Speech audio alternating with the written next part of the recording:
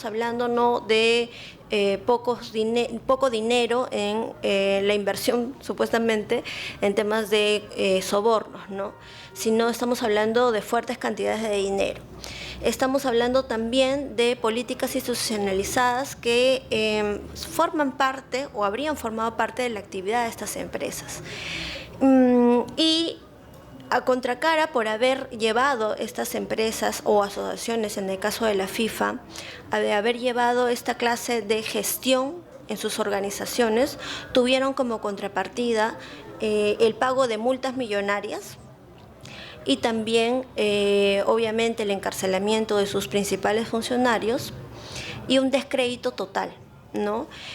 Al punto de que esto persigue a muchas de estas empresas, incluso tras años de haberse llegado a una reparación o a una sanción, ¿no? Estoy hablando, por ejemplo, del caso Siemens, ¿no? El caso Siemens es un caso que ocurrió en el año 2006 y tras 12 años de esto, aún si uno quiere entrar a Google y buscar el caso Siemens, va a encontrar toda la data de este caso, ¿no? Como uno de los casos que en Alemania fueron los más importantes en temas de corrupción, ¿no? Pese a que Siemens incluso ha hecho una fuerte inversión en los temas de prevención. Sin embargo, sigue aún hablándose de este tema con respecto a ellos, ¿no?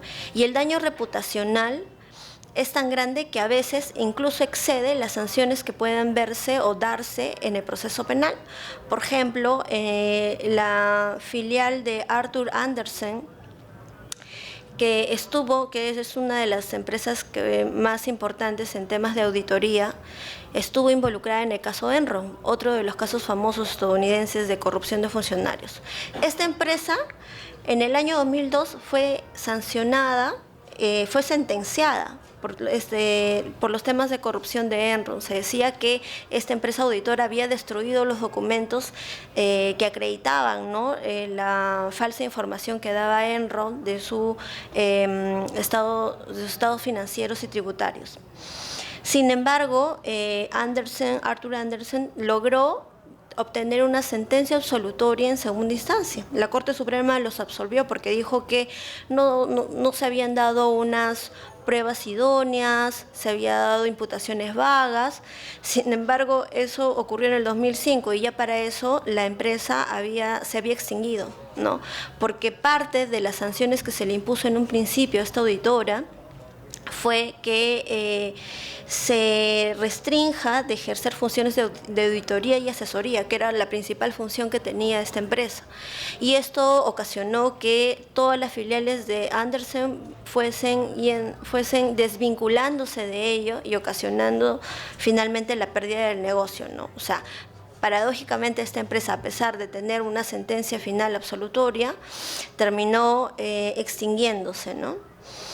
Y bueno, en este contexto que parece sí, digamos, caótico, surgen los modelos de prevención. A todas estas empresas, como parte de las sanciones, aparte de las multas, les impusieron también la obligación de invertir en programas de gestión de sus riesgos, programas de prevención. Y esto está de acuerdo con otro factor que determina la importancia de los programas de cumplimiento, y es el hecho de la tendencia, digamos que internacional, a nivel comparado, de la responsabilidad penal de las personas jurídicas, ¿no? Tenemos que cada vez es más, digamos que común que los ordenamientos internacionales vayan incorporando la responsabilidad penal de las personas jurídicas de manera progresiva, ¿no? Y esto no es algo aislado, sino más bien, digamos que común.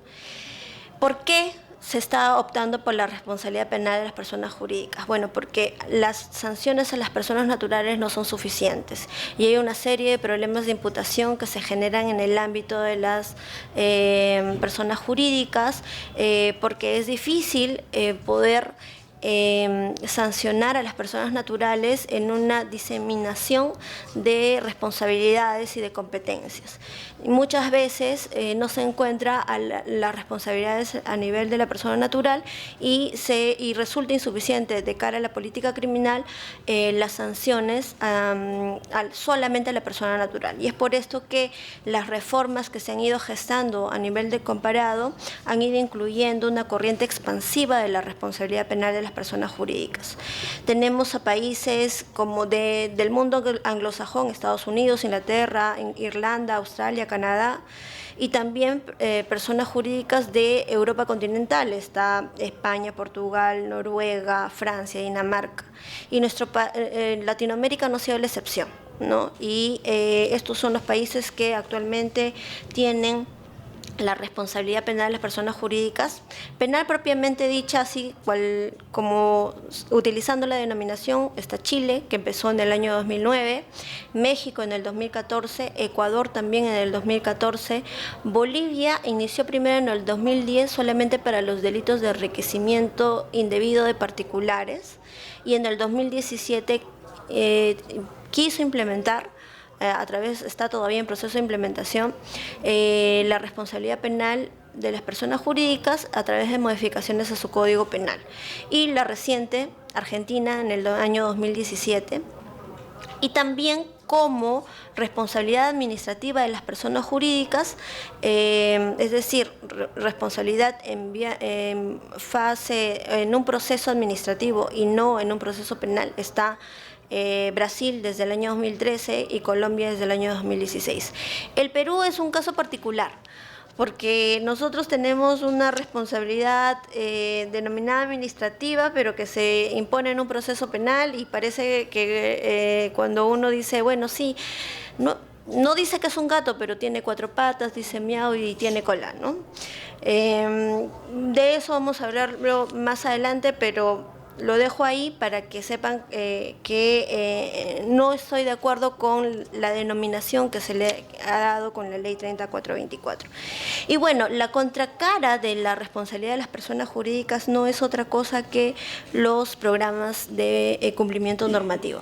Los programas de cumplimiento normativo en materia penal siempre han sido como causas de atenuación o de eximente de responsabilidad en todos estos ordenamientos, ¿no?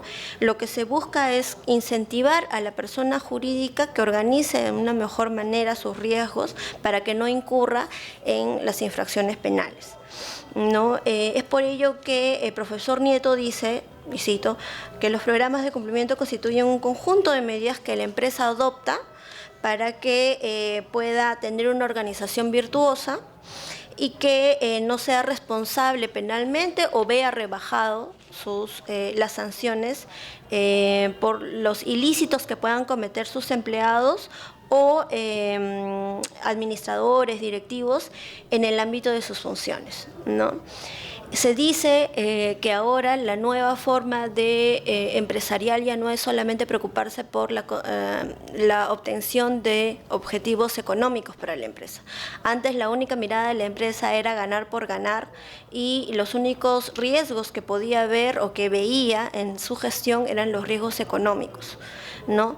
Pero ahora la gestión de los riesgos también forma parte de la nueva forma de ver la empresa. Se ve a las medidas de prevención como una creación de valor para la empresa. ¿Por qué?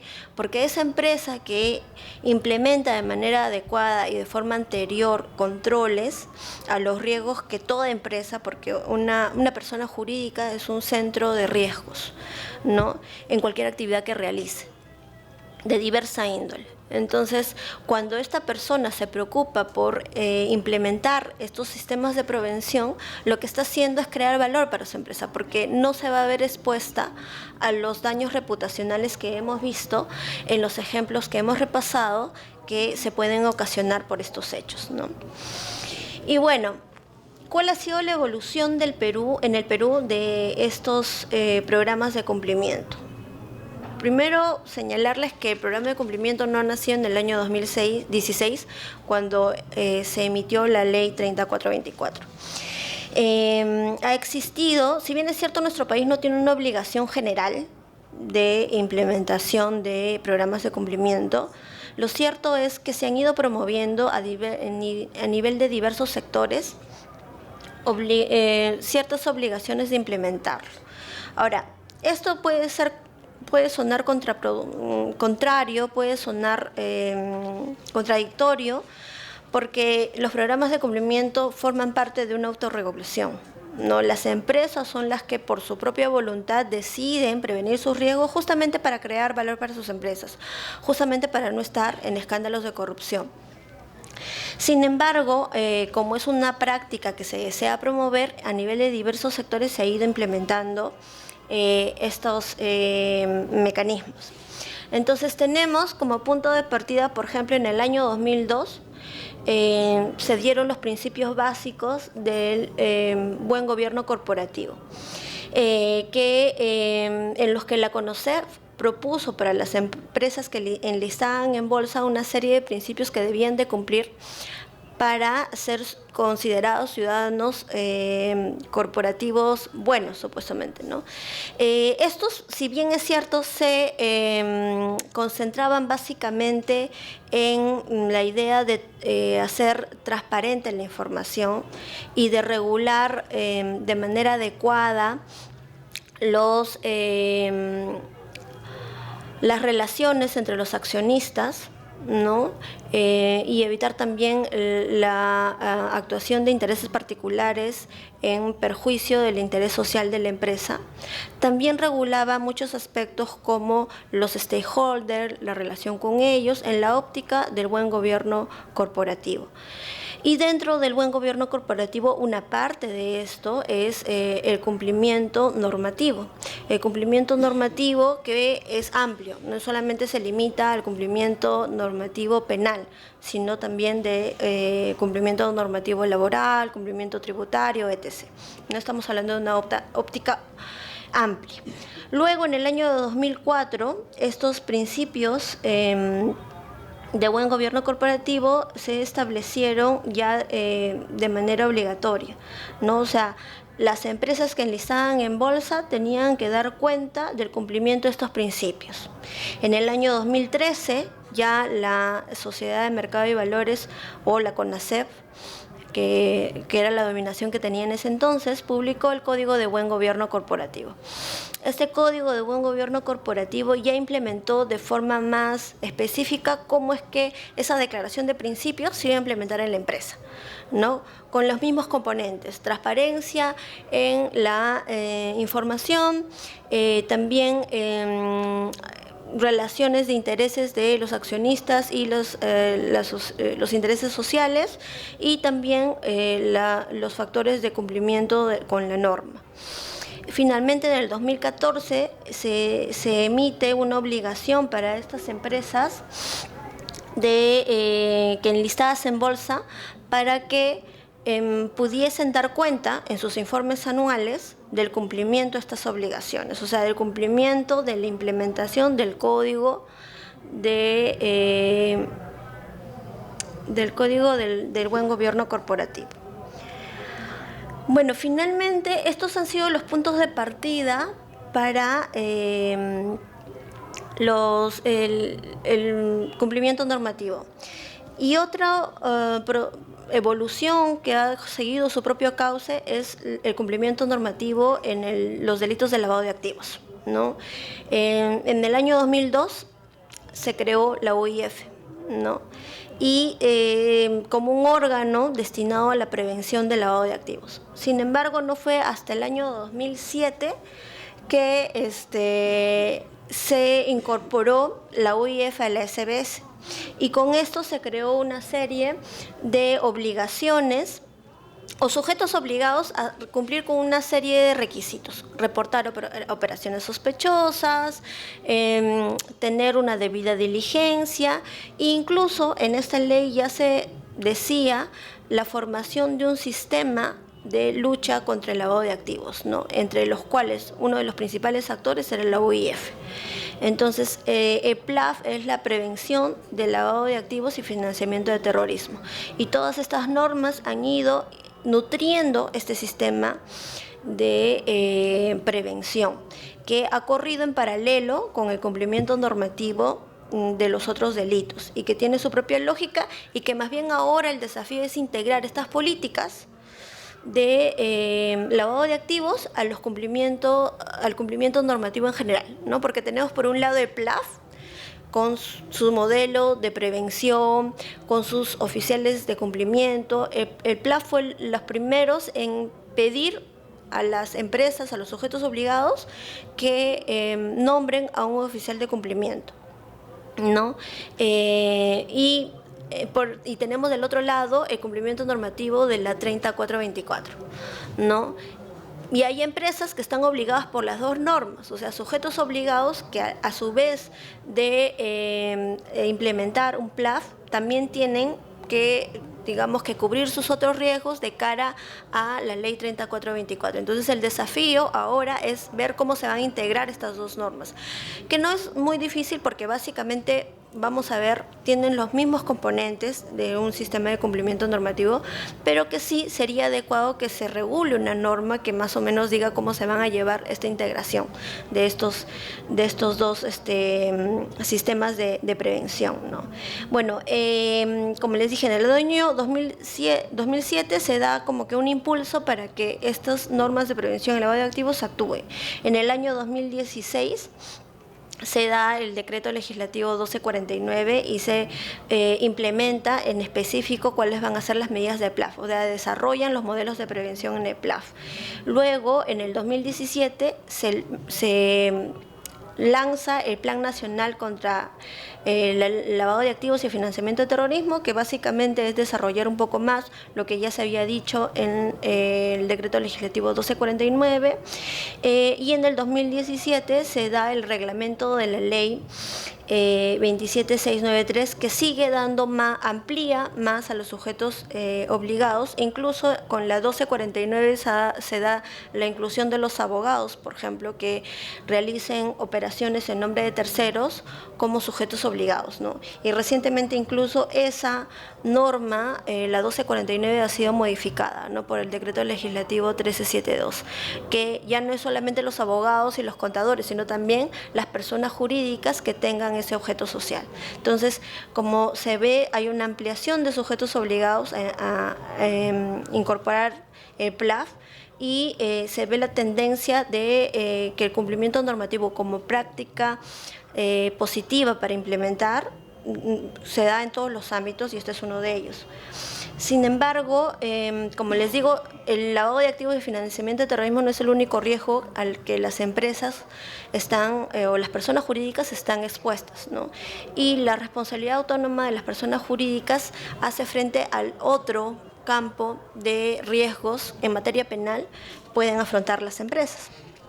Así tenemos que hasta el año 2016, o sea, desde el año de 1991, ya se incorporaban o se establecían sanciones contra la persona jurídica en el Código Penal, pero estas sanciones eran sanciones accesorias que necesitaban siempre la condena de la persona natural, ¿no? Sin embargo, incluso en esa perspectiva, porque ustedes saben que en Lima estamos conviviendo con los dos sistemas, incluso en eso, en ese sistema de consecuencias accesorias, el cumplimiento normativo también desarrolla un factor importante, porque va a dar cuenta si una empresa tiene un programa de cumplimiento incorporado en su organización eficiente, también puede dar cuenta de que esa empresa no es peligrosa y no puede ser instrumentalizada en forma a futuro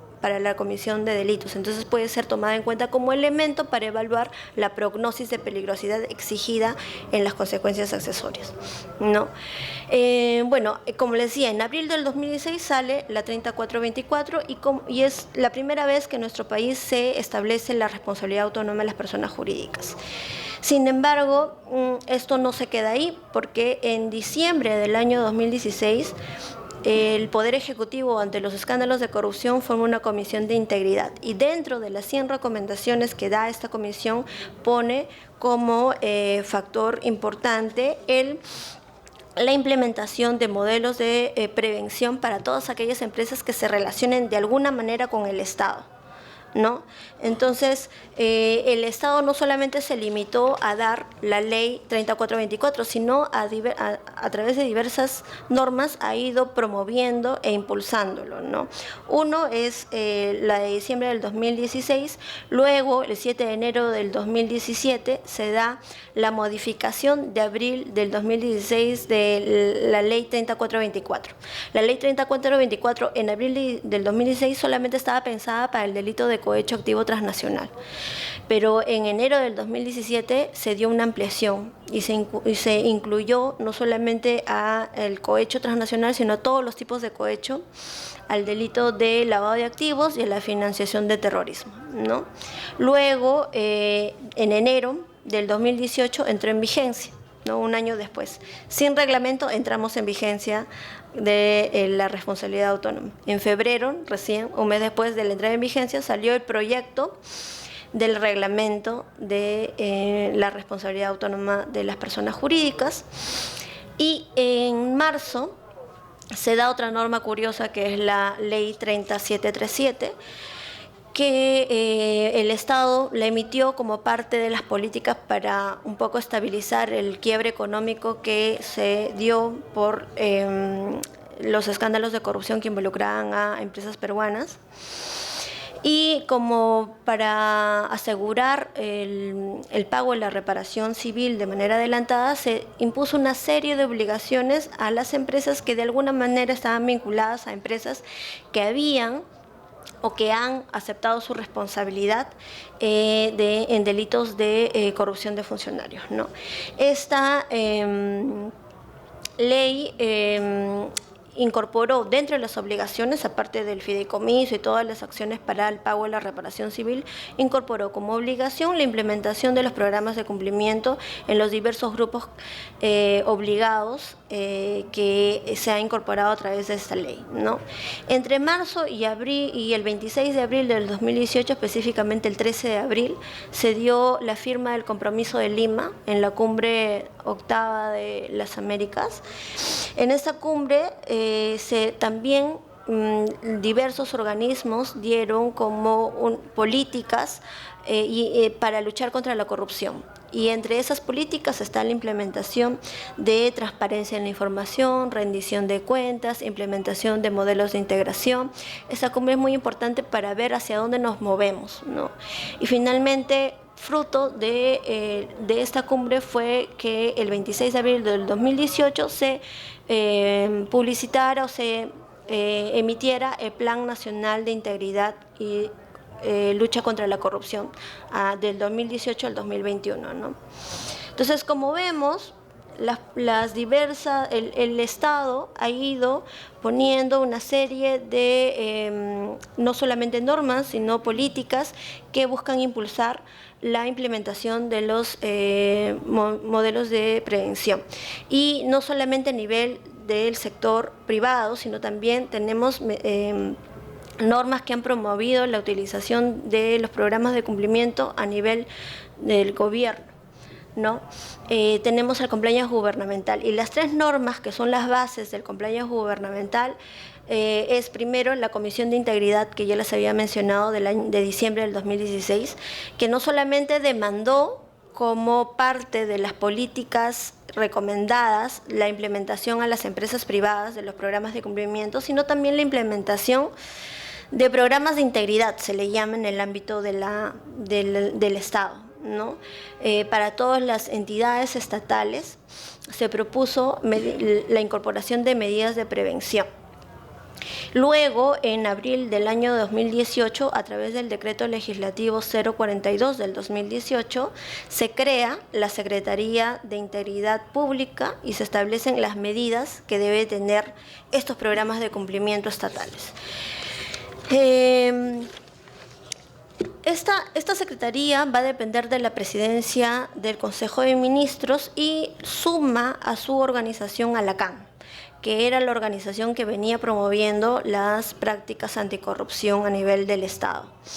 Y establece una serie de medidas que van a coincidir con los elementos de un modelo de prevención que deben de ser mecanismos de control interno y prevención de la corrupción en las entidades del Estado. Mecanismos como códigos de buena conducta, mecanismos de seguimiento, programas de integridad, lineamientos de elaboración de informes de cuentas, registros de gestión de intereses, etcétera.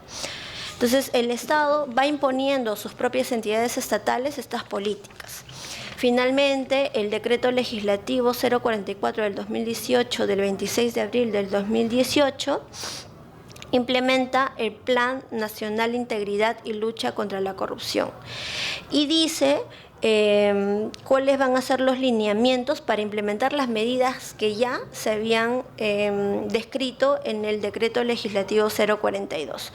Las medidas como compromiso de la alta dirección, vital para todo programa de cumplimiento, gestión de riesgos, políticas de integridad plasmadas en códigos de ética, políticas de gestión de intereses, controles internos, externos, auditorías, comunicación y capacitación de estas políticas, canales de denuncia, supervisión y monitoreo de los programas de integridad.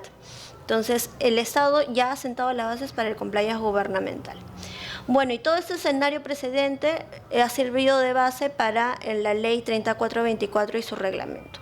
¿Cuál es la finalidad de la Ley 3424? Bueno, ya lo he dicho, regular la responsabilidad administrativa de las personas jurídicas. Pero establece que el fundamento para imponer esta responsabilidad administrativa va a ser la defectuosa configuración de la organización de la persona jurídica que exprese su cultura de no cumplimiento con la legalidad, ¿no? Es decir, tiene un fundamento propio. Y su regulación nos da pie o establece una responsabilidad independiente, autónoma, no supervisada de la persona natural, ¿no? Entonces, si tenemos en cuenta la finalidad, su fundamentación y su regulación, podemos advertir que no es una regulación accesoria, que además tiene su propio injusto y que va a necesitar que en el proceso penal, porque se va a dar en el proceso penal, se acredite el injusto propio de la persona jurídica y además también su culpabilidad, que va a estar dado por la cultura de no cumplimiento con la legalidad. Entonces, como vemos, en realidad lo que estaría dándose es lo que el profesor Caro Coria dice, que un fraude de etiquetas, ¿no? Y el doctor Caro Coria se fundamenta esta opinión en el sentido de la autonomía de la responsabilidad y que además la propia ley dice que las causas de extinción penal de la persona natural no van a enervar la responsabilidad de las personas jurídicas. Entonces, para él, estos dos fundamentos serían los que básicamente advertiría un fraude de etiquetas. Y hay que tener también en cuenta el antecedente de la Ley 3424. El antecedente fue el proyecto de Ley 4054 del 2014, que establecía responsabilidad penal de las personas jurídicas. De la misma manera, de forma autónoma, por defecto de organización, no cumplimiento con la legalidad, pero la denominaba, o era más sincera en denominarla, como responsabilidad penal de las personas jurídicas. Para el profesor Adán Nieto, la verdad la denominación es indiferente porque en la práctica se está dando una responsabilidad penal de las personas jurídicas. Y el profesor Gómez Jara, por su parte, dice que hay que respetar la decisión del legislador. Sabemos que esta denominación se debe básicamente al efecto estigmatizante que puede hacer la denominación de responsabilidad penal. Sin embargo, el propio profesor Gómez Jara dice que a nivel de legislación comparada se puede advertir que las empresas pueden, cuando tienen la responsabilidad penal, es más eficiente para que éstas puedan implementar de manera adecuada una cultura de cumplimiento con la legalidad. Y por experiencia también comparada se tiene que cuando se denomina responsabilidad administrativa o se regula solamente una responsabilidad administrativa, lo que se genera es que las empresas solamente se preocupen por la gestión de riesgos y no por la cultura de la legalidad. Entonces hay que tener en cuenta esas dos cosas para ver qué tan adecuado está siendo nuestro legislador. ¿Cuál es el ámbito de la aplicación de la norma? En cuanto a delitos, ya lo he mencionado, la versión original establecía solamente el cohecho activo transnacional y tras sus modificaciones ahora está también incluido para toda la clase de cohechos, para el lavado de activos y para el financiamiento de terrorismo. Y la ley 3835 de agosto de este año, si mal no recuerdo, amplía también para el delito de colusión y tráfico de influencias. ¿Cuáles son las personas jurídicas que pueden ser sancionadas a través de por una responsabilidad autónoma? Pueden ser las empresas de derecho privado, asociaciones, fundaciones, sociedades irregulares, empresas estatales de economía mixta, sociedades, las ONGs. Y las ONGs fue una incorporación que se hace con la ley, con el decreto legislativo 1352. Entonces vemos que el amplio, el alcance subjetivo de la norma es amplio, ¿no? Tenemos empresas de derecho privado, tenemos empresas de economía mixta y tenemos asociaciones y ONGs. O sea, el ámbito de la responsabilidad autónoma de las personas jurídicas no se limita a las empresas, es mucho más amplio, ¿no? Y hay que tener en cuenta que el cambio de denominación de la empresa no va a enervar la atribución de responsabilidad de la responsabilidad autónoma, que valga la redundancia.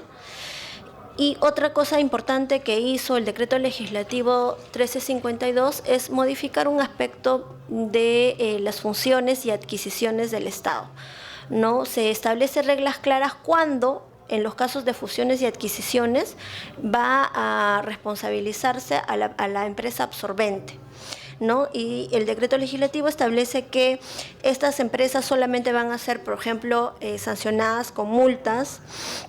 Además, se establece que siempre que en proporción al patrimonio transferido y siempre que el hecho haya sido antes de la fusión, ¿no? Incluso se establece que estas empresas no van a incurrir en responsabilidad administrativa cuando hayan ejercido una debida diligencia.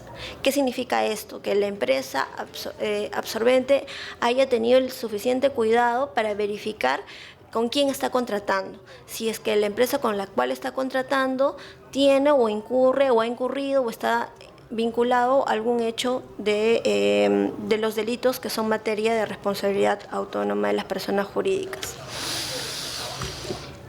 Bueno, ¿cuáles son los factores de atribución de la responsabilidad autónoma de las personas jurídicas? Primero, tiene que existir un hecho vinculante. Un hecho vinculante cometido por socios, directores, administradores, representantes legales o apoderados, o personas dependientes bajo las órdenes o autorización, o dependientes no supervisados o controlados. Entonces, toda aquella persona que realice actividades en el ejercicio del objeto social de la empresa va a vincular a la persona jurídica para ser posible de sanción por estos delitos. Además de este hecho, tenemos que debe de haber una ausencia de controles por parte de la persona jurídica, o sea, una ausencia de un modelo de prevención idóneo, que puede darse porque la empresa no tiene un programa de cumplimiento o puede darse porque no tiene un programa idóneo, ¿no? Aquí están todos los programas de cumplimiento que son, digamos que formales, no eficaces, que simplemente tienes el documento, tu código de conducta, todo, pero que en la práctica no se da, ¿no? Entonces, como vemos, son dos factores que nos van a ayudar para hacer la atribución a la persona jurídica, el hecho vinculante y el 2, la ausencia de controles, ¿no? Que va a dar cuenta del defecto de organización de la persona jurídica. ¿Y cuáles son las posibilidades de defensa de la persona jurídica ante esta atribución? Por una parte, la implementación de los programas de cumplimiento, o la norma los denomina modelos de prevención. Tiene que ser una implementación oportuna y eficaz siguiendo los requisitos que establece la norma, que lo vamos a ver a continuación. Y la otra posibilidad de defensa es que se demuestre que la persona jurídica que el infractor eludió de manera fraudulenta los controles que la persona jurídica había implementado para poder controlar esos riesgos, ¿no? Y una tercera forma de defensión va a ser que las personas jurídicas no se hayan visto beneficiadas con el hecho delictivo, o sea, que las personas naturales hayan actuado en beneficio propio, ¿no? Entonces esas van a ser las tres posibilidades de defensa ante una imputación por responsabilidad autónoma de las personas jurídicas, y en específico cuáles son los elementos que tiene que cumplir el modelo de prevención según la ley 3424. La ley 3424 pone aspectos básicos que tienen que cumplir, y si no cumple estos aspectos básicos, entonces se puede responsabilizar autónomamente a la persona jurídica. El primero de ellos es que existe un encargado de prevención, un oficial de cumplimiento, que cuente con recursos y que actúe de forma autónoma y que tenga respaldo de la alta gerencia. Después de que haya una identificación o evaluación de riesgos. Los programas de cumplimiento no son programas elaborados en serie, no son modelos. Los programas de cumplimiento se elaboran en función al tamaño, entidad, actividades de la empresa. Entonces, siempre se dice que se va a tener un enfoque basado en riesgos. Luego, que existe una implementación de procedimientos de denuncia, los canales de denuncia que ya Liliana los va a desarrollar en extenso, y que existe una difusión y capacitación de este modelo de prevención. Esta difusión de fuera, ¿no? Y comunicación por dentro de la entidad. Y finalmente, que exista un monitoreo constante de este programa de prevención, porque los riesgos que tiene una empresa pueden evolucionar, sea porque hay nuevas actividades, sea porque hay nuevas normas que la empresa tiene que obedecer, pero los programas de cumplimiento no son estáticos. Y finalmente también hay que tener en cuenta que el reglamento de la ley 3424 impone otras cosas que puede tener el programa de cumplimiento, otros elementos, ¿no? Estos elementos van a ser digamos que opcionales como parte de la autorregulación de las personas jurídicas, y están las políticas por áreas específicas de riesgos. Estamos hablando de las políticas de pagos de facilitación, políticas de regalos, políticas muchas veces la empresa tiene que incurrir en gastos de representación, políticas para ver cuándo se puede hacer esto, cuándo puede constituir esto un riesgo, un foco de riesgo, y hasta políticas de contribución de campañas políticas, ¿no? Otro de los elementos que pueden ser voluntarios para que implemente la persona jurídica en su modelo de prevención están los registros de actividades y controles internos. Registrar todo lo que son las actividades contables, financieras, los controles que se ejercen, las actividades de control. El reglamento también dice que otra política para implementar de manera voluntaria por la persona jurídica es la integración del modelo de prevención en los procesos comerciales de la persona jurídica.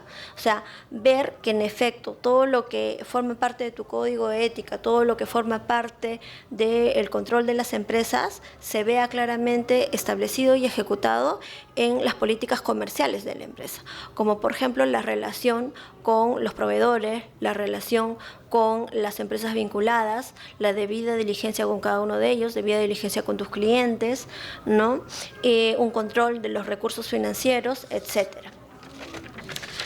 Y otro de los elementos de la autorregulación que pone el reglamento como voluntario para la implementación de las personas jurídicas es la designación de un auditor o un órgano de auditoría interna y la implementación de procedimientos que garanticen la interrupción o remediación rápida y oportuna de riesgos. Estas medidas, las últimas, están orientadas a que la empresa tenga una respuesta rápida ante un hecho delictivo. ¿no? Que van desde proporcionar, ver medidas disciplinarias hasta, y esto lo pongo entre comillas porque es uno de los desafíos que creo que se tiene que analizar bien, la puesta en conocimiento de las autoridades de estos hechos delictivos, ¿no? Que podría ser un poco peligroso para el tema de la persona jurídica y el derecho a la no autoincriminación. Recientemente, como les dije, la 3424 fue modificada por la ley 3835, y esta ley cambia la denominación de la 3424, ya no es denominada como inicialmente se llamaba responsabilidad administrativa de las empresas por cohecho transnacional, sino ante la inminente ampliación de los delitos es denominada ahora ley de responsabilidad administrativa de las personas jurídicas simplemente.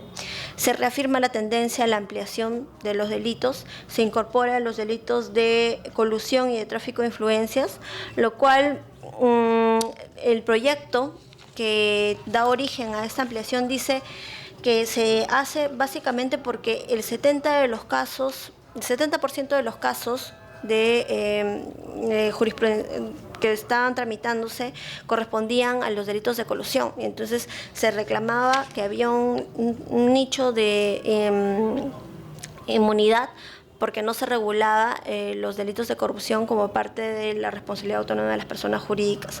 Sin embargo, no se incluye, por ejemplo, al delito de peculado, ¿no? No dice la norma por qué no la incluye, y esto resulta digamos que curioso.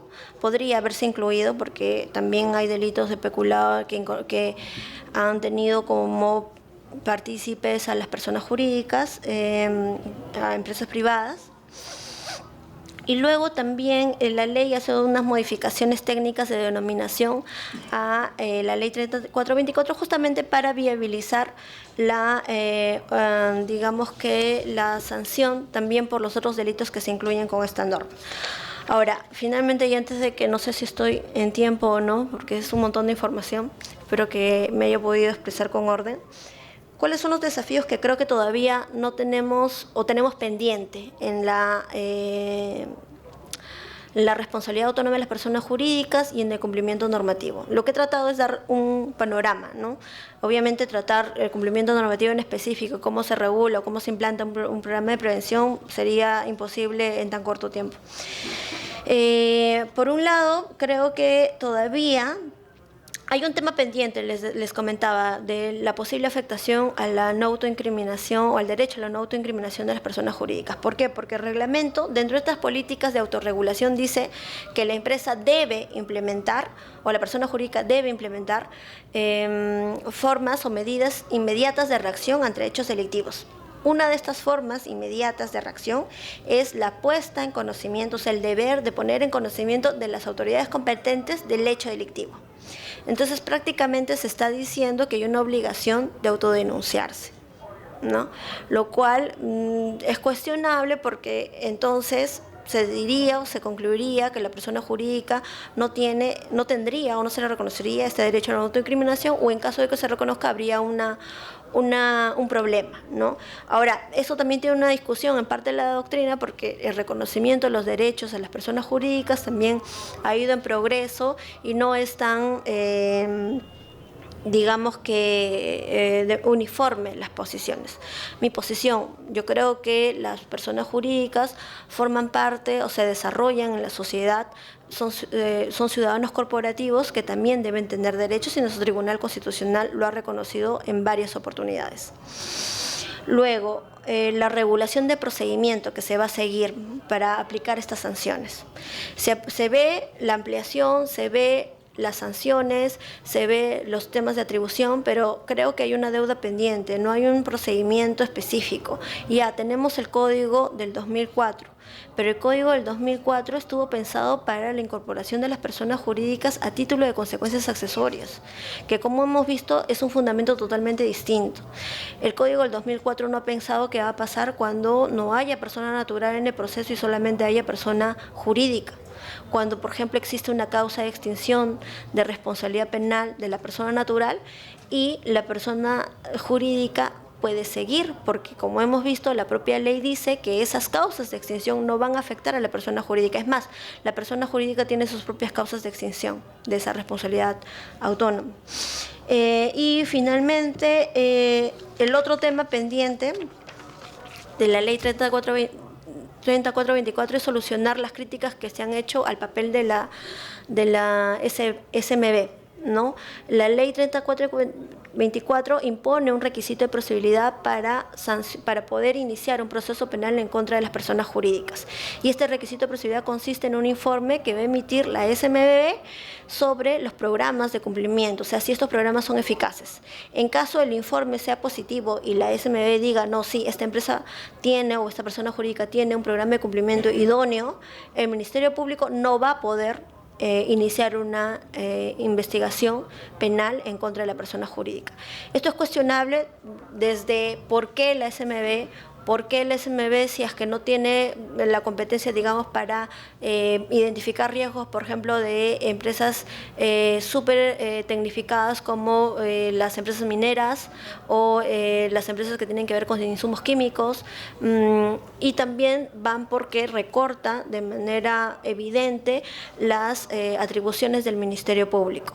El reglamento lo único que hace sobre este tema es identificar cuáles van a ser los factores de revisión de este informe de la SMB, pero no dice nada respecto a las facultades que han sido limitadas del Ministerio Público, ¿no? Entonces, básicamente ese es el tema que he tenido que compartir con ustedes. Cualquier duda que tengan lo podemos tratar después de la exposición de Liliana.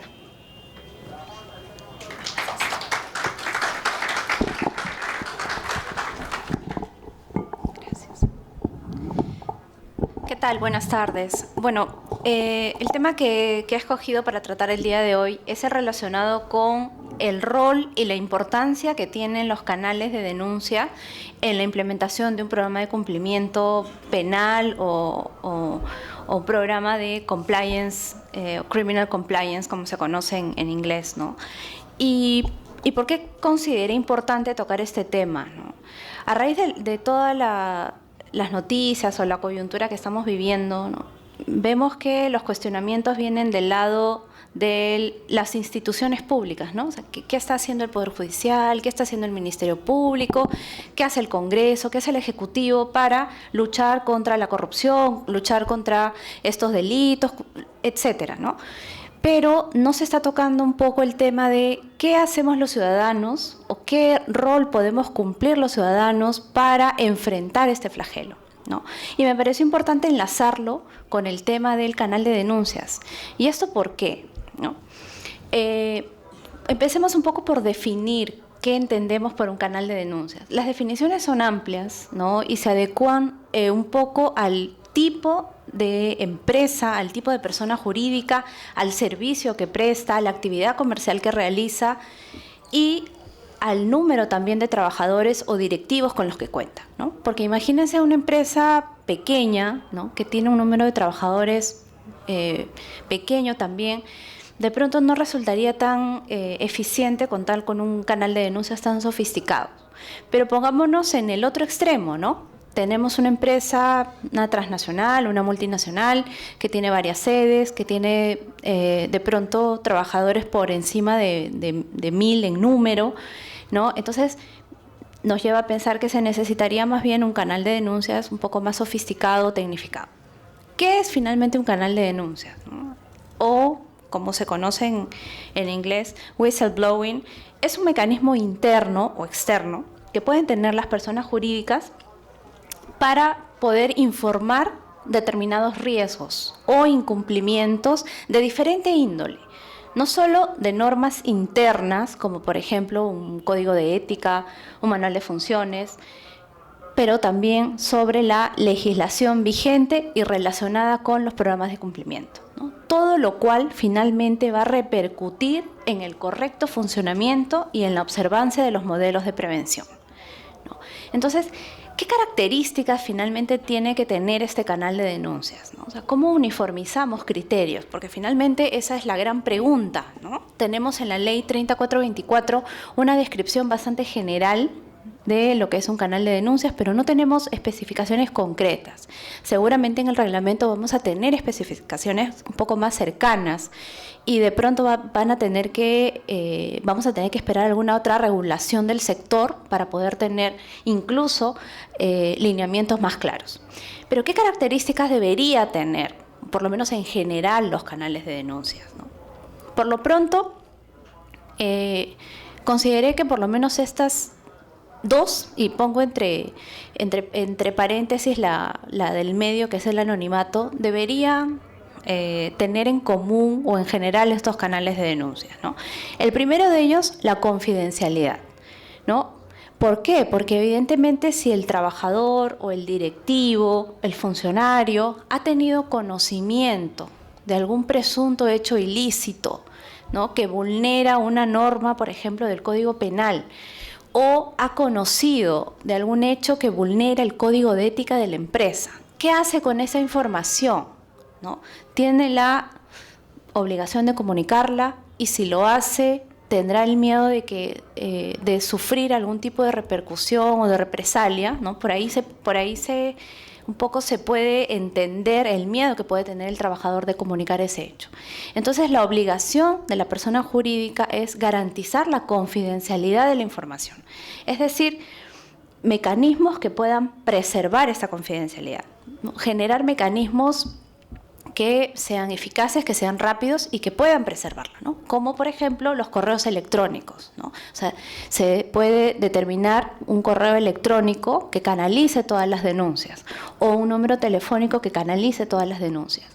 Pero también se tiene que determinar que no se puede generar, o en todo caso garantizar, que no se pueden llevar a cabo ningún tipo de represalias contra los trabajadores o los directivos que realicen estas comunicaciones, que es lo que se conoce también como el principio de indemnidad, ¿no? Es decir, yo sí tengo la información, conozco la información y la voy a comunicar a través del canal de denuncias, tengo que tener la tranquilidad de que no se va a ejercer ningún tipo de represalias contra mí. Por eso es que inicialmente se pensó en una figura de anonimato, ¿no? Que no se conociera quién era la persona que estaba realizando la denuncia.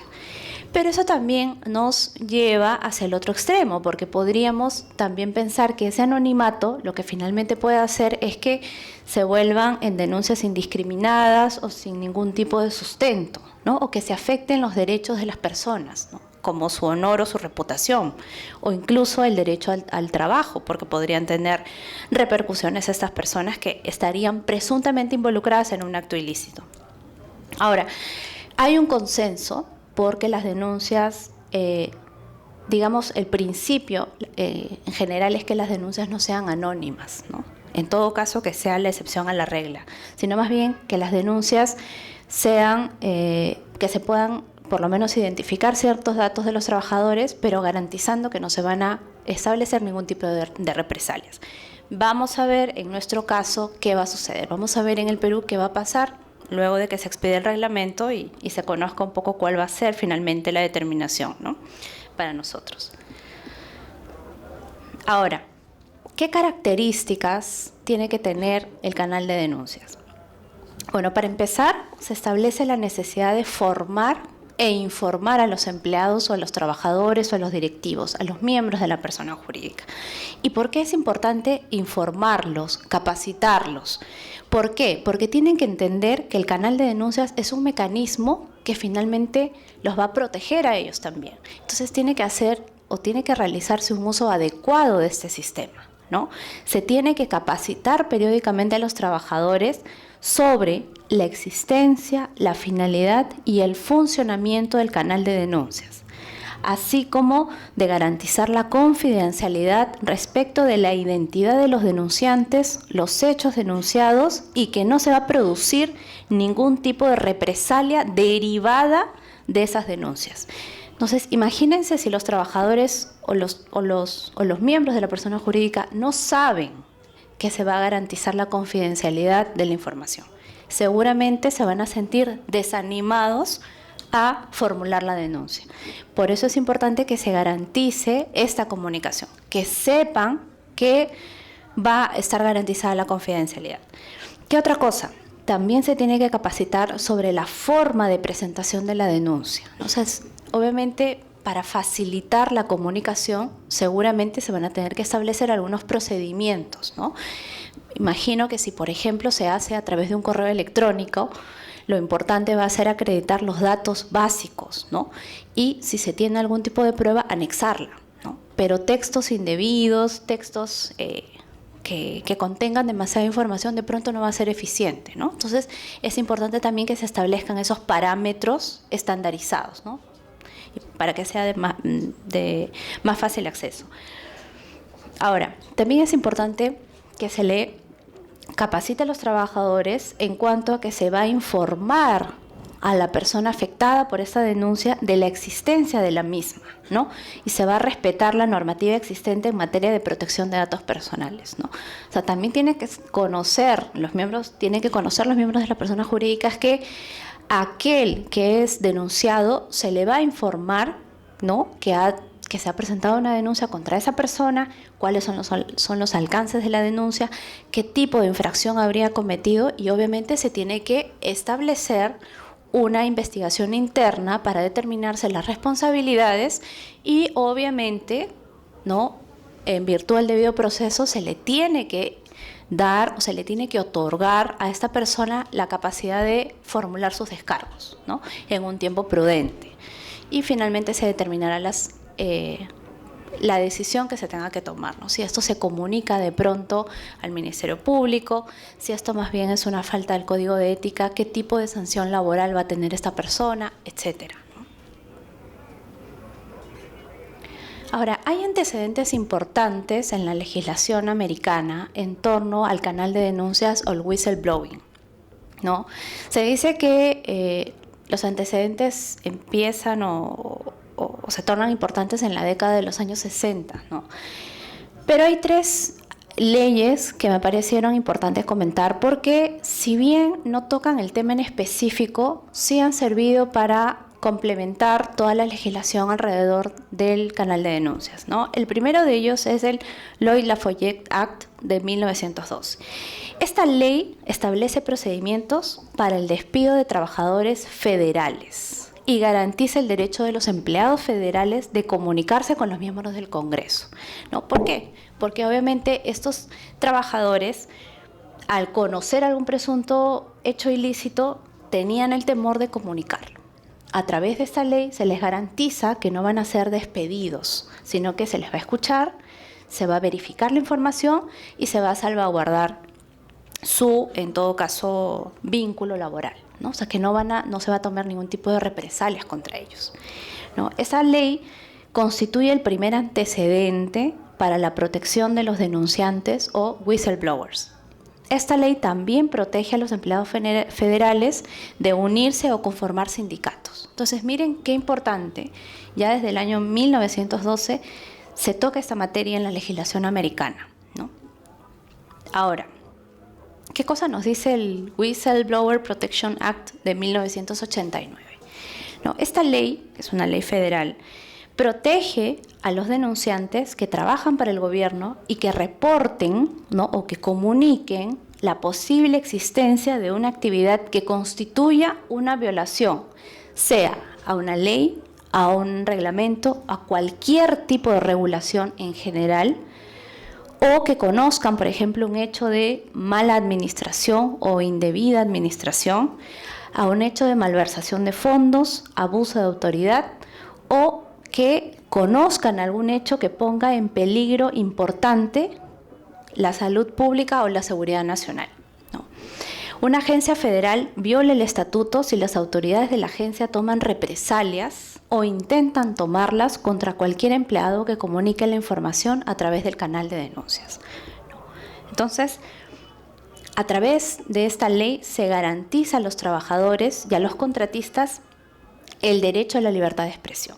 Entonces aquí ya se garantiza a las personas que comuniquen, a estos trabajadores que comuniquen algún acto irregular vinculado con los rubros que les he comentado, la posibilidad de hacerlo sin tener ningún tipo de represalia en su contra, ¿no? Los denunciantes, incluso señala esta ley, que tienen la posibilidad de iniciar alguna demanda contra sus empleadores en caso consideren que existe suficiente evidencia de la violación de una ley, reglamento o regulaciones relacionadas a los rubros que les he comentado.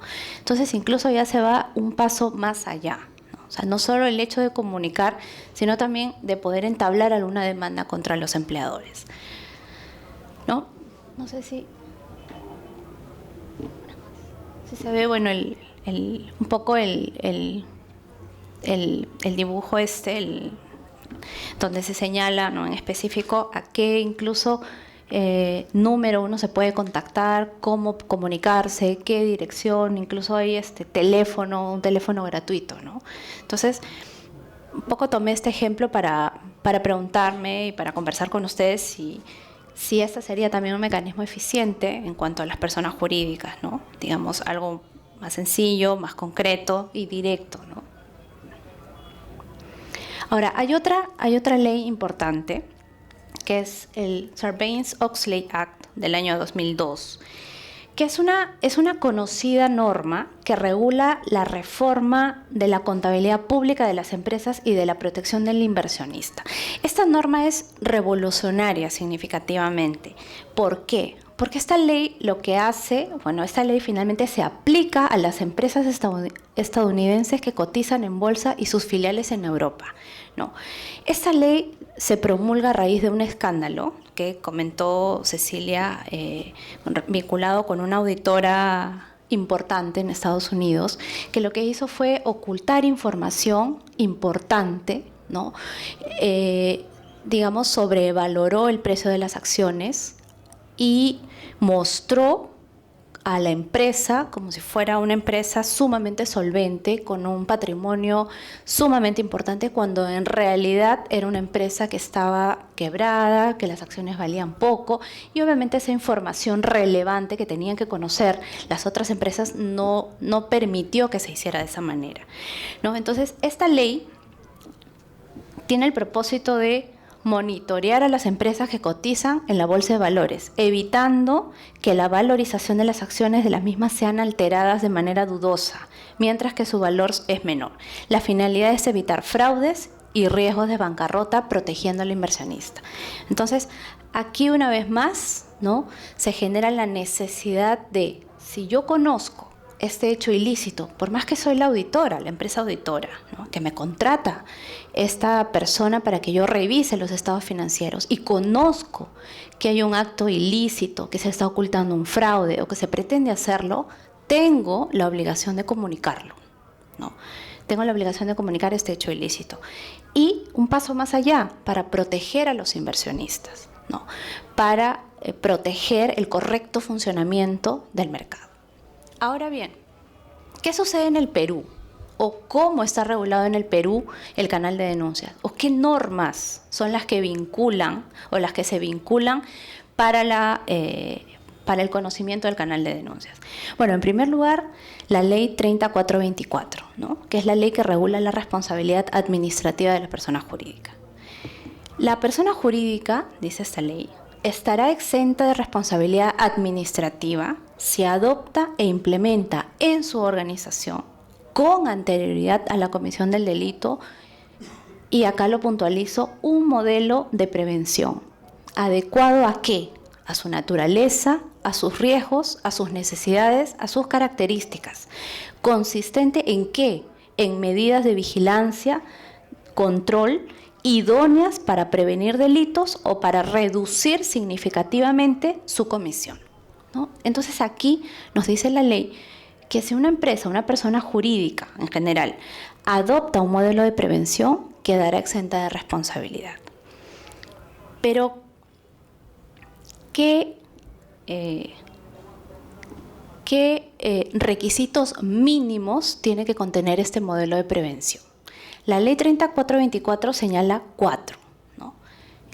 La designación de un oficial de cumplimiento, que ya lo vamos a desarrollar, medidas preventivas, el establecimiento de un canal de denuncias y la necesidad de difundir y supervisar el modelo de cumplimiento. Ahora bien, en adición a la Ley 3424, ¿no?, es importante también puntualizar el Decreto Legislativo 1352 y finalmente la Ley 3835, ¿no?, que ha sido expedida recientemente y que amplía el catálogo de delitos respecto de los cuales se puede imputar responsabilidad administrativa a la persona jurídica. Y aquí hay un poco cómo se ha ido sumando a través del tiempo este catálogo, ¿no?, cómo ha ido creciendo. Inicialmente, en la Ley 3424 se consideraba únicamente al cohecho activo transnacional, pero se entendía que este delito, por su escasa o nula comisión, finalmente resultaba a poco práctica la aplicación de esta responsabilidad. Por eso es que a través del Decreto Legislativo 1352 se amplía el catálogo y se considera, además del cohecho activo transnacional, el cohecho activo genérico, los cohechos activos específicos y el delito de lavado de activos y financiamiento del terrorismo. Y ya con la Ley 3835 se amplía hacia el delito de colusión desleal y tráfico de influencias. Y qué duda cabe que estos dos delitos, ¿no?, son de incidencia bastante grande en nuestro país y hemos conocido casos bastante sonados o significativos en las últimas semanas, ¿no? Y nuevamente ese tema vuelve a ponerse sobre la mesa para la discusión, ¿no?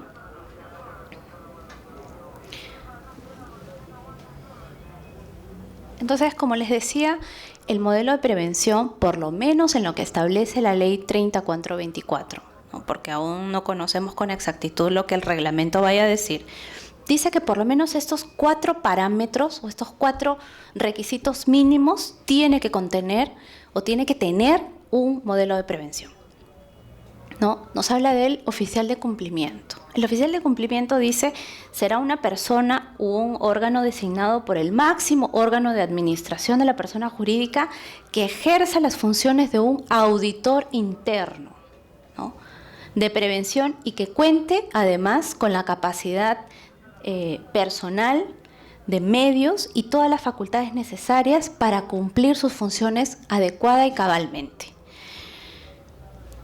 En relación al segundo de los requisitos, las medidas preventivas, ¿se refieren a qué? A 3 aspectos. 1, la identificación de los riesgos, ¿no? Es decir, se tiene que identificar cuáles son las actividades o procesos de la persona jurídica que generen o incrementen riesgos relacionados con este catálogo de delitos, ¿no?, con los delitos que acabo de comentar. ¿Cuál es la segunda medida preventiva? La identificación de procesos específicos. Es decir, a través de esta identificación se permitirá a las personas que intervengan en estos programar y ejecutar sus labores adecuadamente. Tercero, la identificación de los procesos de administración y auditoría de los recursos financieros que permitan a la persona jurídica prevenir la utilización o su utilización en la comisión de las distintas conductas delictivas. Entonces, aquí en cuanto a las medidas preventivas vemos que o podemos destacar la identificación de los riesgos y la identificación de los procesos que pueden también desencadenar en algún tipo de hecho ilícito que se tenga o que ponga en riesgo a la persona jurídica y que se tenga que comunicar esto a través del oficial de cumplimiento o a través del canal de denuncias. Tercero, el canal de denuncias, ¿no? ¿Cómo lo define la norma? La norma dice, la existencia de sistemas de denuncia, protección del denunciante, persecución e imposición de sanciones internas en contra de los trabajadores o directivos que incumplan el modelo de prevención. Entonces, como vemos, la norma básicamente se alinea a lo que les he comentado previamente, ¿no? O sea, nos señala que tiene que existir un sistema de denuncias. No nos dice cuál. Se puede entender que sea interno, puede ser externo, ¿no? Nos habla de la necesidad de proteger al denunciante, ¿no? Y además, la imposición de sanciones a los trabajadores que incumplan con el modelo de prevención. Esto sin perjuicio de las sanciones penales a las que puede imputarse a la persona natural, ¿no? Por los hechos que cometa. Estamos hablando de sanciones propiamente por el incumplimiento del modelo de prevención. Entonces, vemos que hay muchos temas alrededor que pueden surgir por el incumplimiento de determinadas circunstancias.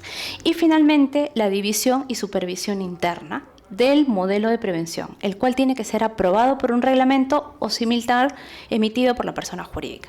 Entonces vemos que estos 4 grandes requisitos son los requisitos mínimos que tiene que contener un modelo de prevención.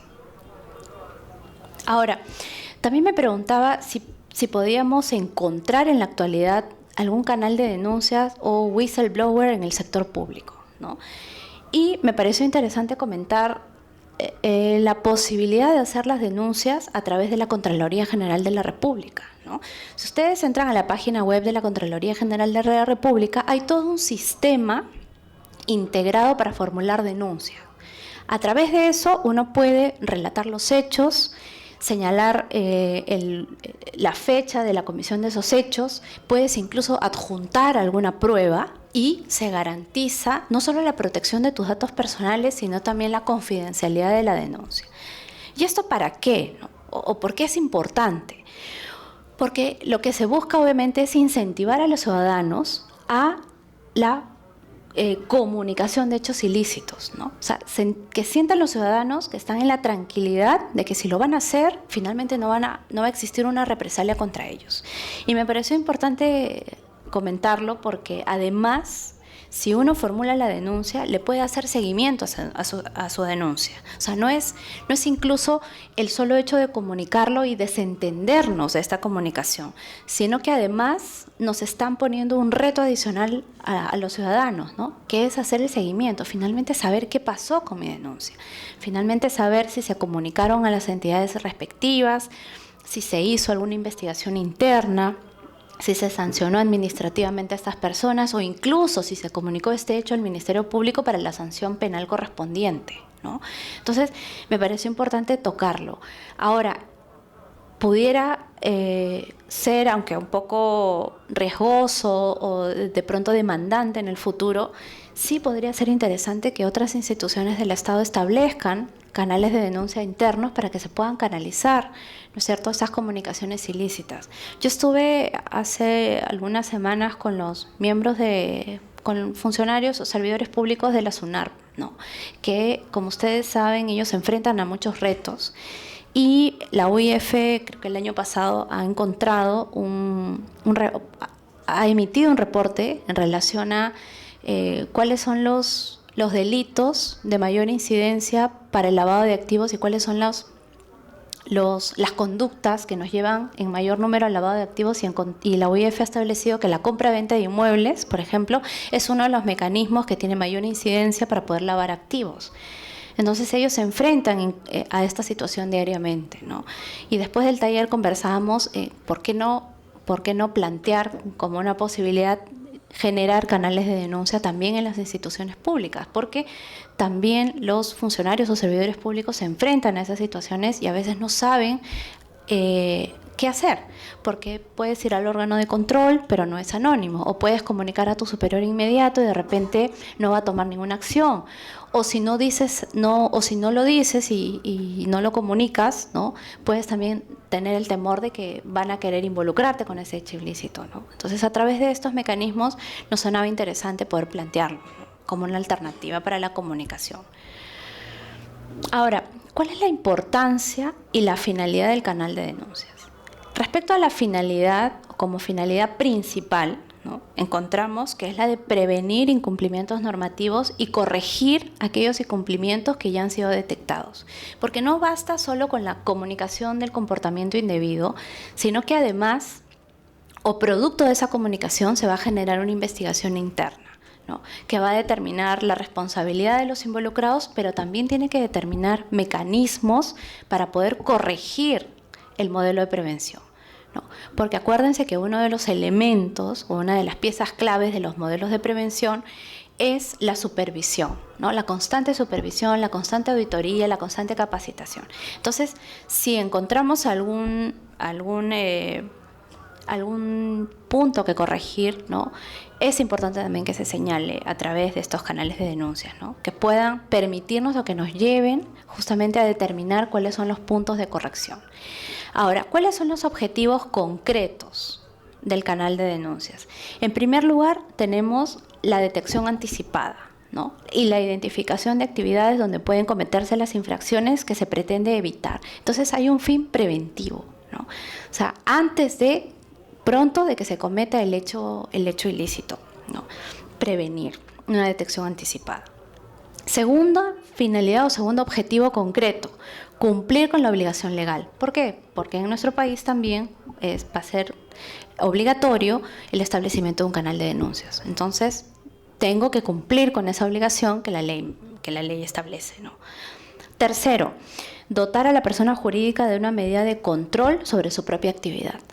Porque a través de este mecanismo va a poder identificar algunos riesgos que de pronto no los ha podido identificar previamente con el establecimiento del modelo de prevención o del programa de cumplimiento, ¿no? Pudiera ser que lo establezca, pero en el camino se puedan presentar situaciones que permitan justamente corregir. Entonces, a través de este canal de denuncias se va a poder dotar a la persona jurídica de medidas de control. ¿Qué más? Se va a posibilitar la imposición de sanciones a los autores de las conductas denunciadas. Se va a también generar un objetivo importante como es la colaboración con la investigación fiscal y con las sanciones judiciales, ¿no? Aportando pruebas, aportando la investigación interna, aportando todo lo que se haya podido recopilar durante esa etapa previa a las autoridades, ¿no? Y finalmente se va a poder contribuir a un eficaz funcionamiento de la persona jurídica con la mejora continua de sus procesos internos para la gestión y control de conductas ilegales, ¿no? O contrarias a la cultura ética de la empresa o al buen gobierno corporativo. Ahora, ¿cómo se encuentra regulado el canal de denuncias en la legislación comparada, ¿no? Yo quise tomar básicamente España, Chile, porque siempre han sido dos referentes para nosotros, ¿no? Chile, bueno, por el pionero en el modelo acusatorio, un referente importante para nosotros, y también es un referente importante en materia de cumplimiento penal, ¿no? Al igual que España, ¿no? ¿Qué sucede con la legislación española, ¿no? Con la modificación de su Código Penal en el año 2015, se establecen dos artículos importantes que quería mencionar, ¿no? El artículo 31, bis 5.4 del Código Penal señala la obligación de informar posibles riesgos e incumplimientos al organismo encargado de vigilar el funcionamiento y observancia del modelo de prevención. Aquí se establecen requisitos que tienen que cumplir los modelos de organización y gestión con los que deben contar las personas jurídicas, ¿no? Es decir, aquí se establece la necesidad de regular o incorporar un programa de cumplimiento normativo. Y a su vez, el artículo 31 bis del Código Penal establece los deberes de supervisión, vigilancia y control de la actividad de los subordinados por parte de quienes tienen funciones ejecutivas o de organización y control de la compañía, ¿no? Entonces, dos cosas interesantes, ¿no? El establecimiento de esta obligación de informar de los posibles riesgos y, por otro lado, también un deber de supervisión, vigilancia y control. Hay una jurisprudencia importante del Tribunal Supremo Español del año 2016 que dice: la adopción de un canal de denuncias cumple con estos deberes de manera que favorece la implantación de una cultura de cumplimiento de organización. Entonces ya el Tribunal Supremo reconoce la importancia del canal de denuncias para fortalecer una cultura de cumplimiento de la organización. Hay una circular también del año 2016, ¿no?, que señala o especifica que la existencia de los canales de denuncia de incumplimientos internos o actividades ilícitas de la empresa es uno de los elementos clave para los modelos de prevención. Ahora, también es importante señalar que la UNE 19601 es un estándar nacional para España, certificable de sistemas de gestión de compliance, y regula en su cláusula 8.7 la comunicación de incumplimientos o irregularidades, y en su cláusula 8.8 la investigación de estos incumplimientos. Ahora, ¿qué sucede en la legislación chilena? Bueno, también está contemplado el canal de denuncias como parte de uno de los requisitos mínimos de los modelos de prevención, ¿no? Señala la ley 20.393 que está dedicado exclusivamente para que se reporten, dice, estos canales de denuncia, las conductas que puedan configurar delitos de lavado de activos, financiamiento al terrorismo o cohecho de funcionario público nacional extranjero. Básicamente eso. Internacionalmente, ¿qué cosa tenemos? Bueno, tenemos el conocido ISO 19600, ¿no? Que es el sistema de gestión de compliance o directrices que considera los canales de denuncia como una herramienta efectiva de comunicación sin perjuicio de la existencia de otras, pero reconoce la importancia de estos mecanismos en la prevención de riesgos corporativos. Y hay dos cláusulas importantes que quería destacar, ¿no? La cláusula 9.1.3 y la cláusula 10.1.2, ¿no? La primera de ellas, fuentes de opinión sobre el desempeño del compliance. ¿Qué establece esta cláusula? Establece que la organización debe contar con procedimientos para recabar opiniones y percepciones de sus empleados en lo relativo al compliance, a través de diferentes fuentes, ¿no? Tales como los empleados mediante canales de denuncia, sugerencias y buzones de opinión. Entonces, miren el importante papel que juegan los trabajadores y los miembros de la persona jurídica, ¿no? O sea, que se tiene que se reconoce acá la importancia de contar con su opinión, la importancia de saber qué cosa opinan, qué cosa piensan con relación al programa de cumplimiento, porque finalmente ese programa de cumplimiento es de la persona jurídica donde ellos laboran, ¿no? Donde están al día a día, en el día a día, y tienen que conocer todos los alcances para poder desenvolverse adecuadamente y poder realizar su labor adecuadamente sin ellos vincularse con algún riesgo o evitar poner en riesgo a la persona jurídica, ¿no? Ahora, ¿qué cosa dice la cláusula 10.1.2? Escalado de información. Dice, dispone que un sistema de compliance eficaz ha de incluir un mecanismo para que los empleados de la organización y otras personas informen sobre las malas prácticas reales o sospechosas, o sobre violaciones de las obligaciones de compliance de forma confidencial y sin temor a represalias, el derecho a la indemnidad. Aquí, en esta cláusula, se reconoce, ¿no?, la importancia de generar mecanismos eficaces para la comunicación de esta información, pero sobre todo para garantizar la confidencialidad de la información, la confidencialidad del denunciante y evitar algún temor de represalia hacia ese denunciante, ¿no? Entonces, como podemos ver, ese tema es muy interesante, ¿no? Da para debatir muchísimo. Lo que he querido es darle algún alcance a ustedes, algunos alcances preliminares para que podamos un poco tener en cuenta qué es lo que se viene, esperar el reglamento para ver finalmente cuáles van a ser los lineamientos específicos que nosotros vamos a tener que seguir. Se habla también de la posibilidad de una certificación, ¿no? ¿Quién va a ser el ente encargado de certificar estos programas de cumplimiento? ¿Qué pasa si estos no están certificados, ¿no? ¿Van a tener la misma eficacia que aquellos que no estén? Entonces se presenta un sinnúmero de cuestionamientos, pero temas muy interesantes para el debate, ¿no? Bueno, igual que Cecilia, si tuvieran alguna duda, quedamos muy, muy atentos a su disposición, ¿no?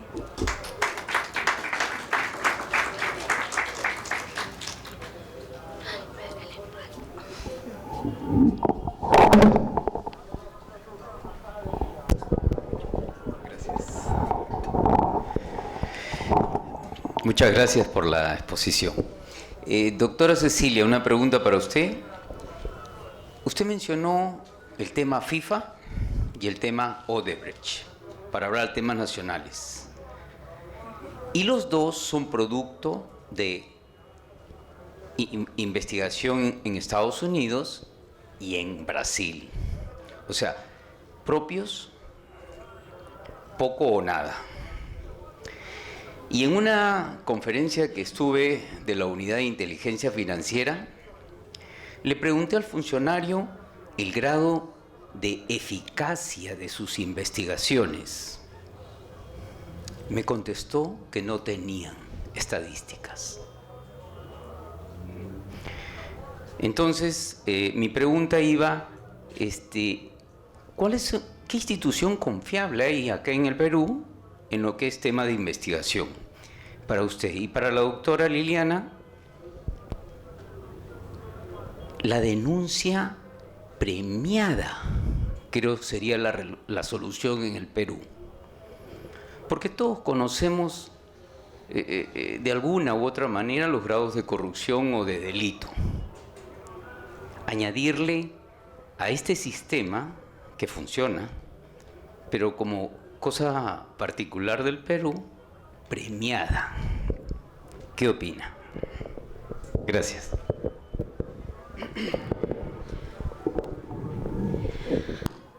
A ver, me sorprende lo que me dice del funcionario de la UIF.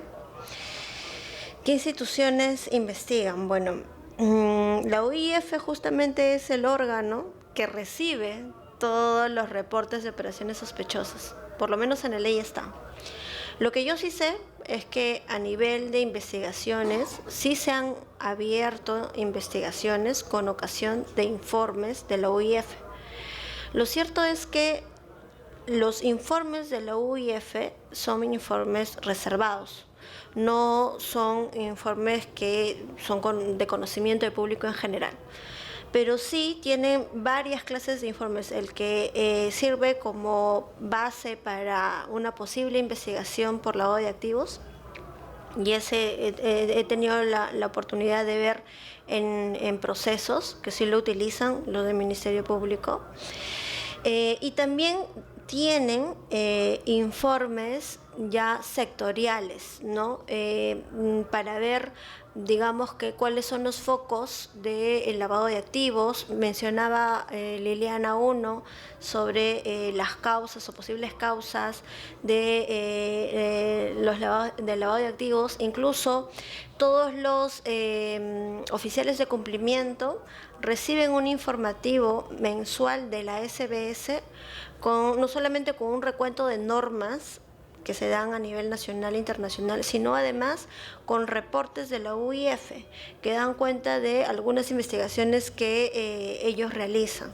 Ahora, esto es en el tema de lo que es lavado de activos, ¿no? Porque la UIF, como les dije, forma parte del Sistema Nacional de Lucha contra Lavado de Activos y Financiamiento del Terrorismo.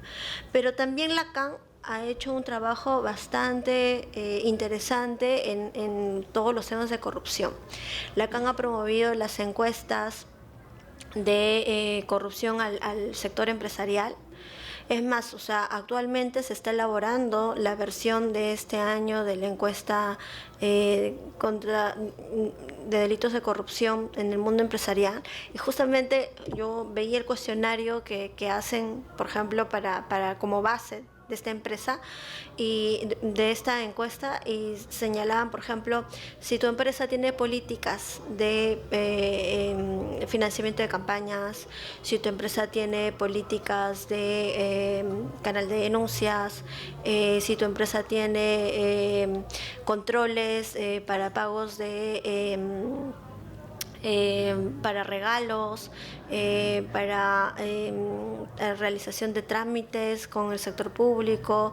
O sea, yo sé que la CAN, que ahora forma parte, como les decía, de la Secretaría de Integridad, hace estos estudios y trata de poder realizar enfoques preventivos, ¿no? Y finalmente es lo que han ido plasmándose a través de los decretos legislativos que un poco he señalado.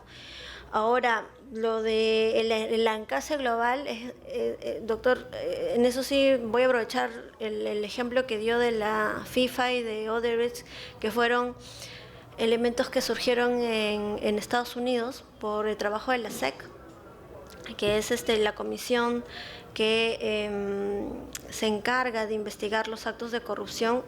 Y es que el Perú no es un ente aislado. El Perú está, la actividad comercial está globalizada. Y la FCPA es una norma que no solamente tiene alcance a empresas americanas, sino también a todo aquel que tiene relaciones comerciales con empresas americanas y hasta que las que utilizan el correo electrónico que tiene su base en Estados Unidos. Entonces, como lo decía un expositor español en el último Congreso Internacional de Compliance, el que no cae resbala con la FCPA. Entonces, siempre vamos a tener esa fuente, ¿no? Y lamentablemente, creo que nos tenemos como tarea seguir realizando más de esa labor que nos ayude a prevenir también y a ver más bien qué cosas van fallando en la implementación de estas medidas, ¿no? Porque esto es un reto para los operadores. El evaluar un modelo de prevención para alguien que no sabe nada de administración y de procesos es bien complicado, ¿no? Y nuestros operadores van a pasar por eso. Entonces, lo que hay que hacer más bien como hacíamos cuando había la aplicación de las reformas del nuevo código, hay que también ver cómo va, ¿no?, un seguimiento de la aplicación de estas normas, ¿no? Hablábamos del reglamento, el reglamento que hay en proyecto, pero no hay una resolución que sale ya, ¿no? El Estado tiene una preocupación por sancionar, pero también tiene que ser una preocupación porque estas medidas sean efectivas. Bueno, sí, y estaba un poco pensando en la pregunta que usted nos ha lanzado, y me parece dos cuestiones previas importante comentar para poder responder, ¿no? Uno es si existe o no la obligación de denunciar a través del canal de denuncias. O sea, si es que yo conozco un hecho ilícito, ¿no? No que sea partícipe, sino que lo conozco, ¿no? O sea, sé que, por ejemplo, no sé, el gerente de finanzas, por ejemplo, o el gerente comercial, ¿no? Sé que va a pagar una coima para ganar la licitación, por ejemplo, ¿no? Claro caso de colusión. Si yo conozco eso, la primera pregunta sería, la primera cuestión previa a resolver sería, ¿estoy en la obligación de comunicarlo? Porque si estoy en la obligación de comunicarlo, ya no tendría sentido el premio, digamos, ¿no? Porque no es un incentivo. Más bien, yo tengo que comunicarlo porque si no, podría tener una sanción si no lo hago. Más bien, la otra cuestión sería, ok, no tengo la obligación de comunicarlo, pero si lo hago, ¿tengo derecho a obtener algún premio? Y si es así, ¿qué tipo de premio? O sea, ¿qué alcance en ese ámbito? Se me ocurre, por ejemplo, que tenga algún beneficio laboral, alguna suerte de, por ejemplo, no sé, que me brinden alguna capacitación, ¿no? Que me den días extras de vacaciones. Pero si se dan cuenta, en este segundo escenario también se podría trastocar la confidencialidad, ¿no? Porque se supone que si yo lo hago y se busca garantizar la confidencialidad y la evitación de una represalia, al otorgarme un beneficio adicional o un premio, podría trastocarse la confidencialidad, ¿no? Porque podría evidenciarse que yo estoy siendo premiado o beneficiado por algo que hice, cuando en realidad más bien yo me inclino o me decanto por la primera posición de que es una obligación, ¿no? Y que no debería en todo caso aparejarse con un premio. Pero lo que sí más bien debería hacerse es una clara política, o la persona jurídica debería tener una clara política de comunicación a los trabajadores y miembros de la persona jurídica de por qué es importante comunicar estos hechos ilícitos, ¿no? Y qué mecanismos tienen para hacerlo.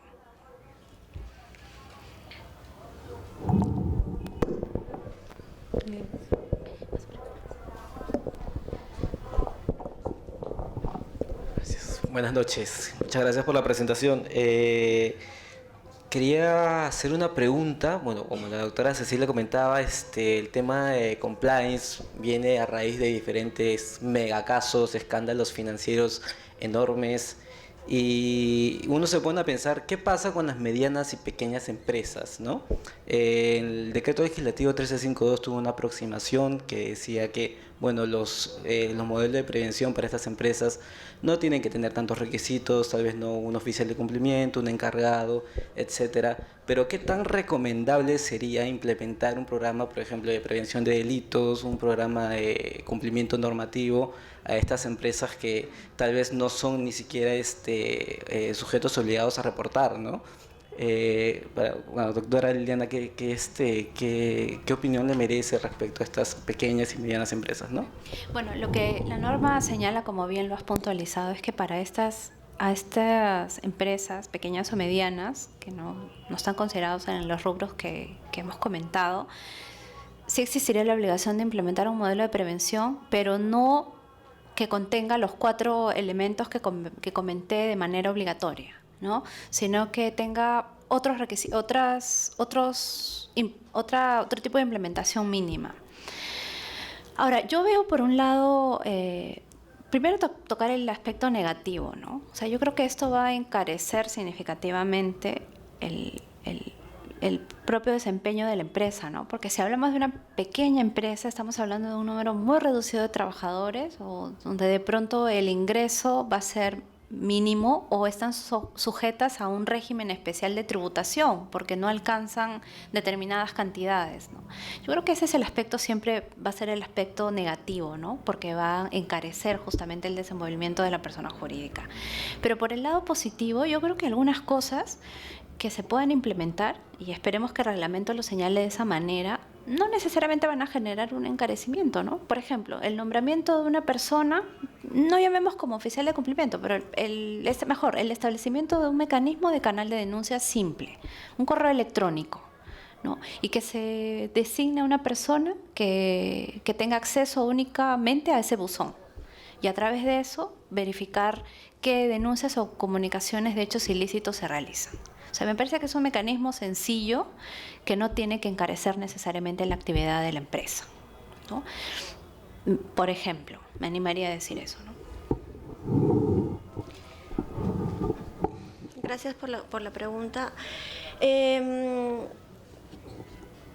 Yo creo que la ley ha avanzado bastante y me pareció uno de los aspectos positivos que traía la 3424. No es lo mismo una empresa transnacional y los costos que puede asumir como las pequeñas y medianas empresas. Y esto va de la mano de una crítica que yo escuchaba hace unas semanas en un conversatorio sobre el mismo tema, que bueno, ¿cuál es la aplicación que va a tener finalmente la responsabilidad autónoma de las personas jurídicas en un país donde la economía es más de pequeñas y medianas empresas? Y yo reflexionaba y pongo esto como punto no como algo negativo para este sistema, sino más bien como algo positivo. Cualquier sistema de gestión, no necesariamente el que está pensado para las grandes empresas, es bueno para la pequeña y mediana empresa también. O sea, me refiero a que la creación de valor es importante tanto como para la empresa transnacional como para la pequeña y mediana empresa. Y esto va porque hay cada vez más políticas, como por ejemplo el de ser cuidadosos con el medio ambiente, que se está promocionando en nuestro país, no solamente a nivel de grandes empresas, sino a nivel de pequeñas, ¿no? Entonces yo creo que lejos de desalentar el tema de la responsabilidad penal de las personas jurídicas, más bien debería de fomentarse el cumplimiento de acuerdo a las exigencias o a la realidad de estas personas jurídicas. Y fue bueno que, por ejemplo, la ley diga que el oficial de cumplimiento puede ser la misma persona que dirige la administración, ¿no? Porque para las empresas grandes, este oficial de cumplimiento no debe de ser el órgano de administración, pero se entiende, al ser una empresa, digamos que mediana, otras condiciones, que sea la misma persona. El proyecto de reglamento que salió en febrero de este año dice de que en este caso de las empresas pequeñas y medianas se va a exigir de los 5 elementos que son obligatorios del artículo 17 por lo menos uno, y sobre todo la identificación de riesgos, lo cual es importantísimo, ¿no? Porque en base a la identificación de riesgos, la persona grande, pequeña o mediana empresa va a saber qué cosa es lo que tiene que controlar, ¿no? Porque si no sabe cuáles son las actividades y en lo que puede incurrir su empresa, entonces no va a verse una actitud por lo menos de querer evitar estos riesgos, ¿no? Entonces yo voy en la misma idea de Liliana. No necesariamente estas empresas tienen que contratar a las grandes auditoras para implementar sus programas de cumplimiento, ¿no? Y además, es más, el profesor Adán Nieto, en un conversatorio que también tuvimos, decía, ¿no? Yo creo que si una empresa pequeña y mediana tiene que enfrentar un proceso penal con ocasión de un delito que se haya realizado en el ejercicio de sus actividades, aunque no tuviese programas de cumplimiento, y esta pequeña y mediana empresa puede acreditar que de verdad tuvo los controles necesarios para evitar ese riesgo y que ese riesgo se dio, o la comisión de ese delito se dio por otros factores, por eludiendo, digamos, que ese tipo de controles de manera fraudulenta por las personas naturales, entonces no tendría razón de ser una sanción en contra de esta persona jurídica, porque el programa de cumplimiento no es un paquete, no es algo que tú compras en una tienda, es un diseño de acuerdo a las características de la empresa. Entonces, yo creo que si una pequeña y mediana empresa cumple con esto, puede tener también la opción de defenderse y aspirar a un eximente de responsabilidad, porque básicamente lo que tiene que hacer el Ministerio Público en este tipo de investigaciones, creo yo, es verificar si de verdad esta empresa tenía una cultura de cumplimiento, y una cultura de cumplimiento no necesariamente se da con digamos que una plantilla de programa de cumplimiento, ¿no? Sino se da verificando que en la práctica esta persona jurídica tiene una vocación por cumplir con las leyes que le atañan, ¿no? Si por lo contrario tiene una conducta corporativa totalmente distinta, entonces no podría eximirse de responsabilidad, ¿no?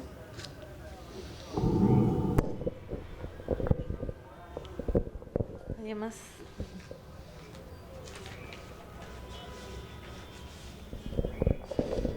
Bueno, sé que no hay más preguntas, entonces agradecemos la participación a nuestras expositoras, haciendo la entrega de un certificado expedido por nuestro director, el doctor José Antonio Neira Flores. Doctora Liliana Calderón, muy agradecida por su participación.